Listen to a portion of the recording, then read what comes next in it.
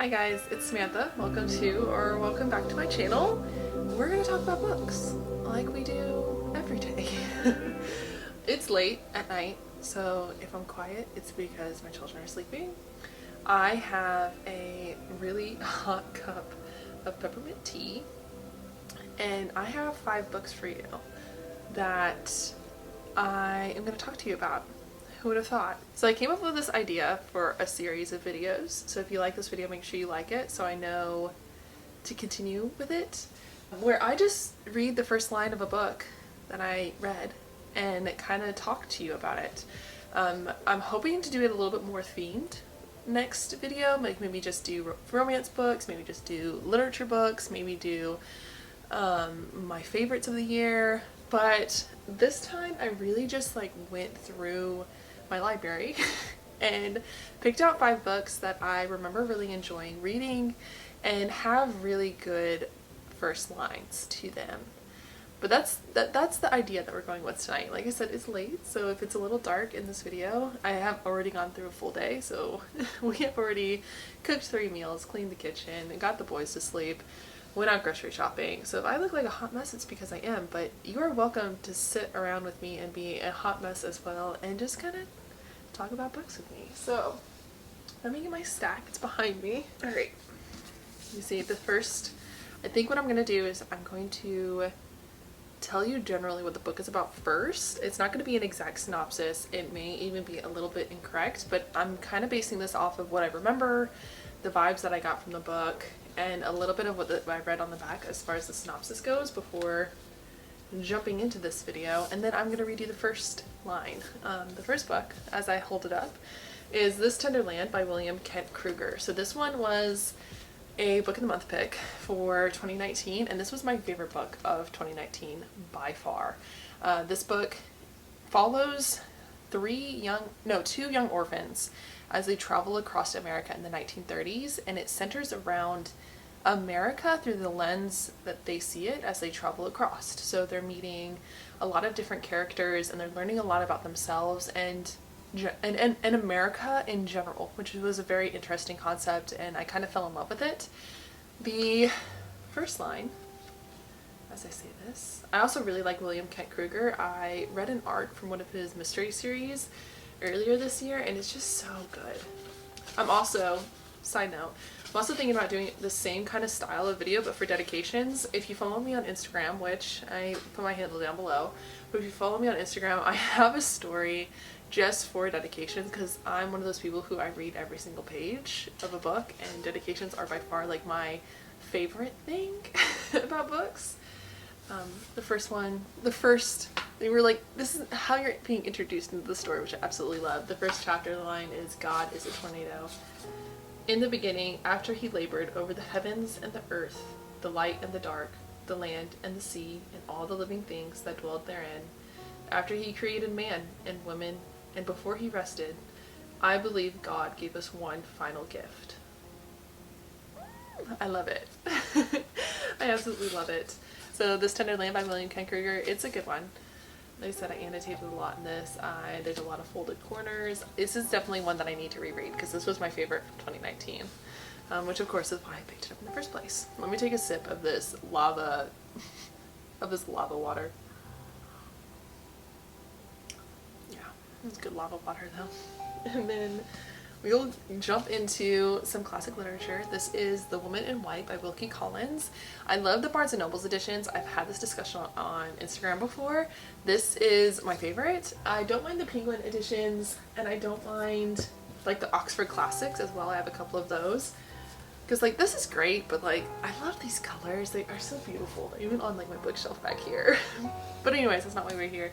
So The Woman in White by Wilkie Collins is not a thriller, it's a mystery, a murder mystery. It is touted as one of the greatest mystery thrillers ever written. In the 1860s, by the way, it achieved greater success than the works by Dickens, which is pretty interesting. And the story begins with an eerie midnight encounter between artist Walter Hartright and a ghostly woman dressed all in white who seems desperate to share a dark secret.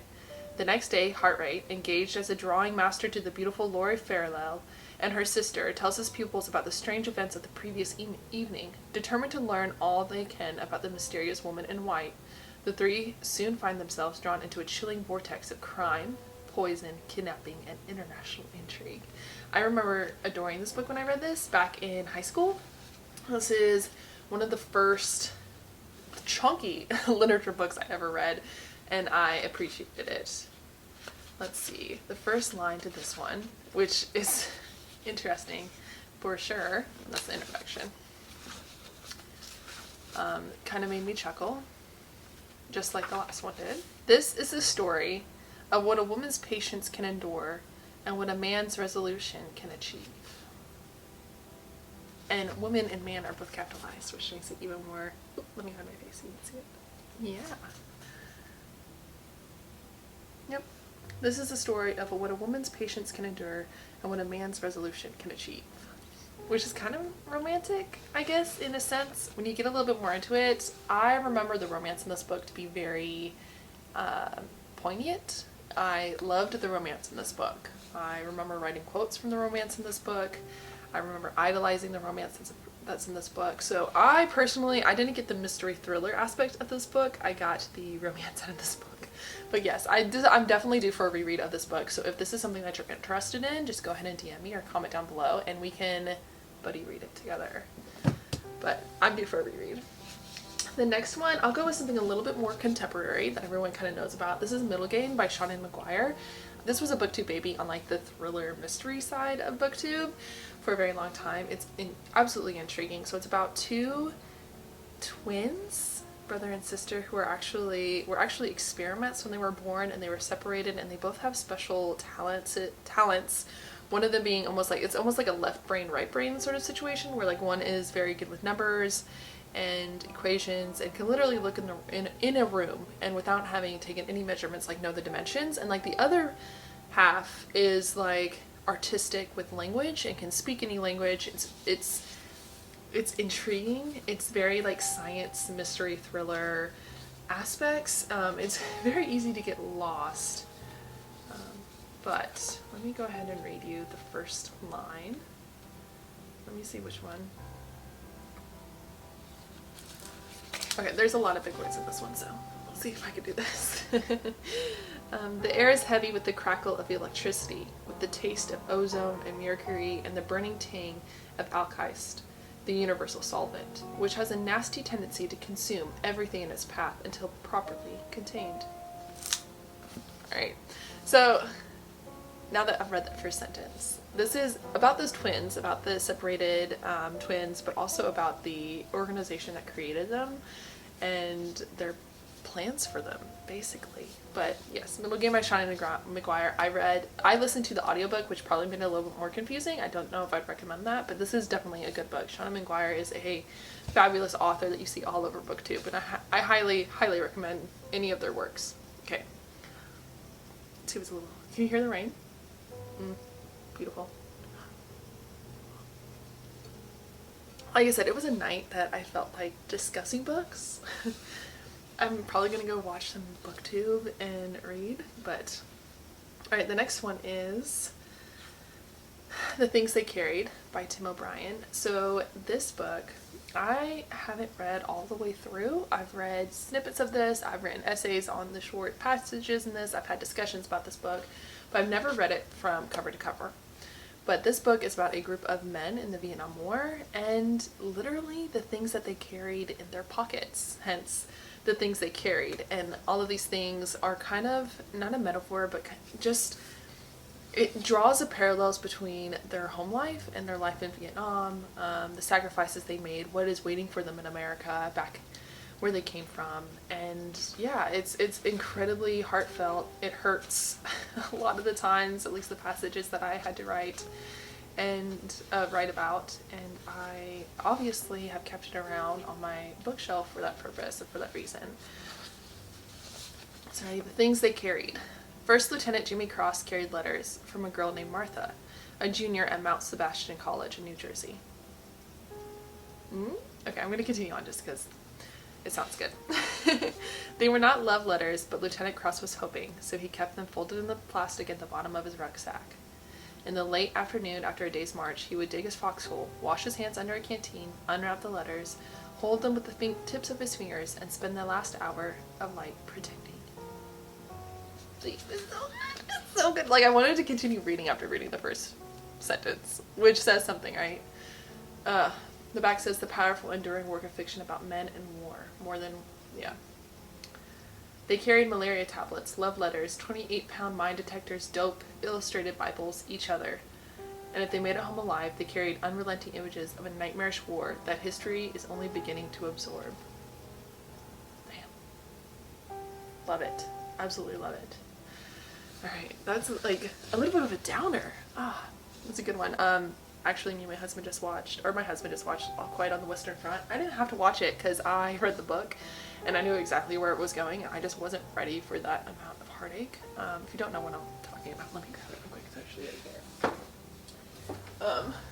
All Quiet on the Western Front, which is about World War I, and it's from the perspective of German soldiers, and it is heart-wrenching. Here, I'll read the back real quick. Ready? I am young, I am 20 years old, yet I know nothing of life but despair, death, fear, and fatuous superficiality cast over an abyss of sorrow. Like, yeah. This is the testament of Paul, who enlists with his classmates in the German army of World War I.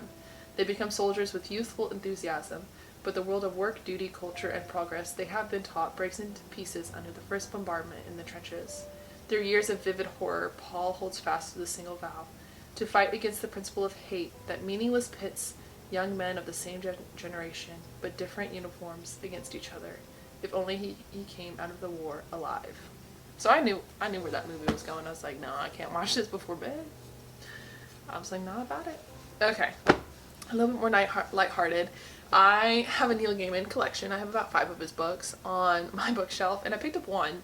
And I picked up another, and I picked up another, and all of his first lines are amazing. They are top notch. I know Neil Gaiman honestly is just a creature of his own, a craftsman of his own. I'm obviously a fan. I could never write like him. Oh, I can't even think like him. Alright. But I did decide on Stardust, only because this gives me a moment to tell you that Stardust is one of my favorite movies. One of them. I've watched it like 3 times now. My husband showed it to me like 5 years ago when we first got together. Love it. Okay, I'm gonna read the back to this one because I don't remember every single aspect of this book. I know it doesn't quite follow the movie, and I don't want to get the two mixed up. So let's go ahead and go for it. Young Tristan Thorne will do anything to win the cold heart of beautiful Victoria, even fetch her the star they watch fall from the night sky. But to do so, he must enter the unexplored lands on the other side of the ancient wall that gives their tiny village its name. Beyond that old stone wall, Tristan learns, lies Fairy, where nothing, not even a fallen star, is what he imagined. So good. And then, like I did the first book, it starts with a song, which is super cool, right? I love that.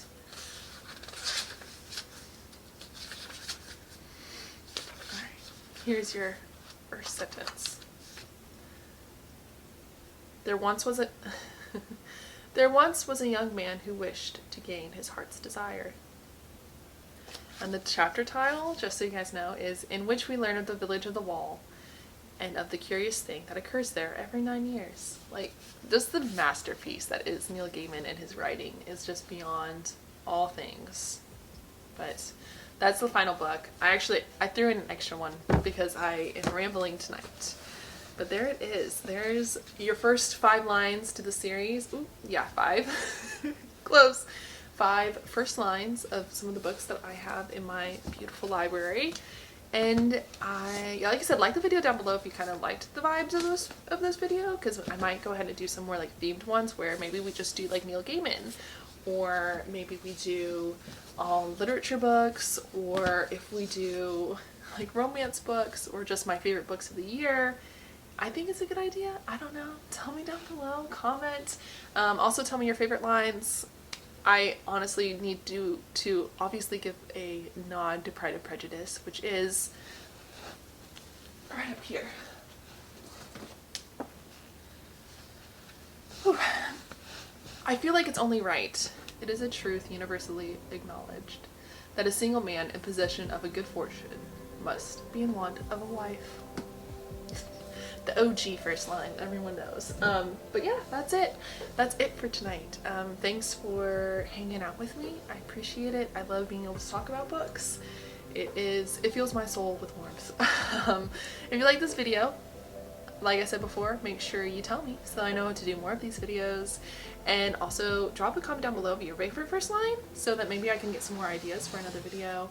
And make sure you subscribe and hang out with me some more. And yeah, I'll see you in the next video. Bye guys.